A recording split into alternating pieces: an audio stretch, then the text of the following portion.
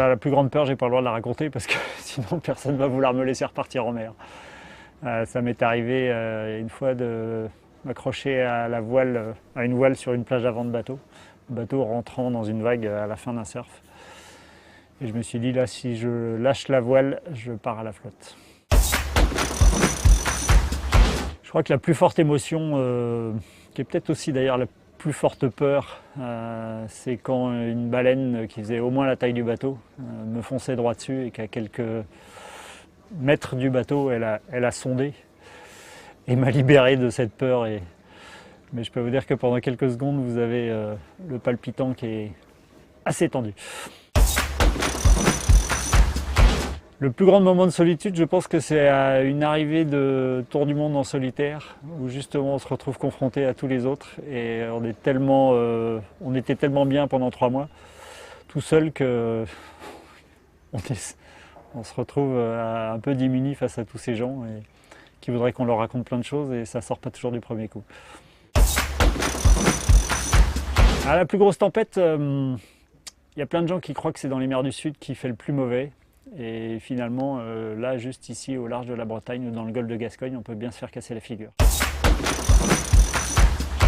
Je pense que c'est pas prétentieux, ou j'espère pas trop, un peu quand même. C'est d'être capable de gérer plein de choses en même temps et de gérer les priorités entre toutes ces choses qu'on a à faire sur un bateau.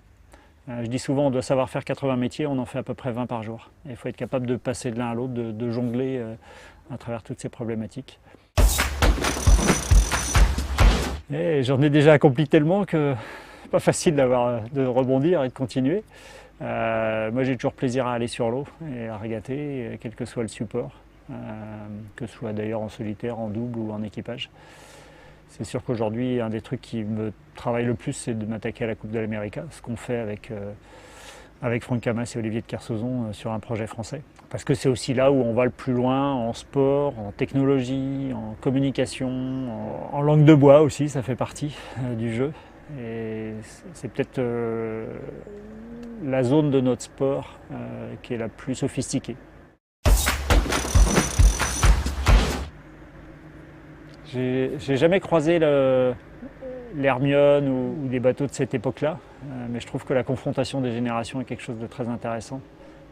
Savoir où on veut aller, c'est beaucoup plus simple quand on sait un peu d'où on vient. Et si aujourd'hui on a des bateaux très sophistiqués qui vont vite, c'est aussi parce que un jour il y a des gens qui ont pris peut-être beaucoup plus de risques que nous aujourd'hui pour traverser les océans, découvrir le monde, avec des embarcations qui étaient quand même des sacrés frêles esquifs, même si c'était des machines énormes et pour l'époque certainement déjà très technologiques. Alors je déteste me blesser. À terre et en mer. J'ai jamais eu de gros problèmes en mer. Je crois que ma plus grosse cicatrice, c'est mon appendicite quand j'avais 10 ans. Et celle-là, elle n'est pas due à la mer. Je pense que ça se passe ici, dans la baie de la Forêt. Un jour où il y avait du vent quand même. On était sur le bateau familial. Et mes frères, qui sont plus âgés que moi, et mon père, faisaient pencher le bateau, et plus ils faisaient pencher le bateau, plus ça les amusait, et plus moi ça me faisait peur. Et un jour, je leur ai dit dans la foulée, si ça continue comme ça, j'irai plus jamais sur les bateaux qui penchent. Ce qui nous amenait au multicoque, assez rapidement derrière. Mais finalement, j'ai fini par m'habituer aux bateaux qui penchent, parce que c'est drôle finalement, ils avaient raison.